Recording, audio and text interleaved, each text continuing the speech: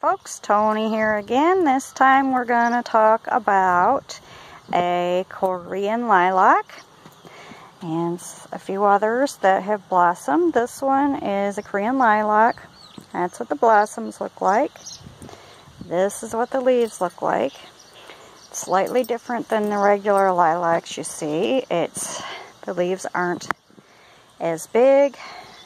The stems aren't as thick. These are a really flexible limb.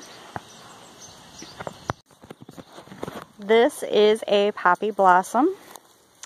Not completely open yet. When it opens, it has a black center. You can see in there. Again, this is a poppy. And that's what the leaves look like. This is a Stella Dora lily. That's what the blossom looks like. And that's what the leaves look like. They're just long and stringy, kind of almost like grass. This is a blue clematis, or purple clematis, whatever you want to call it. It's bluish purple. This is a climbing vine, perennial.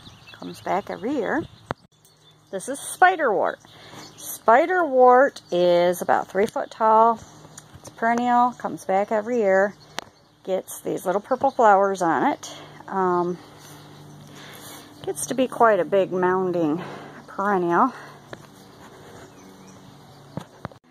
Spiderwort blossoms tend to come out first thing in the morning, and then they close up in the afternoon when the sun starts coming around and hitting them. They don't like a lot of sun hitting them when the blossoms are out. They prefer dreary days like today. This is a hardy geranium. This is the blue variety. And if the wind would quit blowing, you could see it a little bit better. Okay, this is what the blossom looks like. That's what the leaves look like.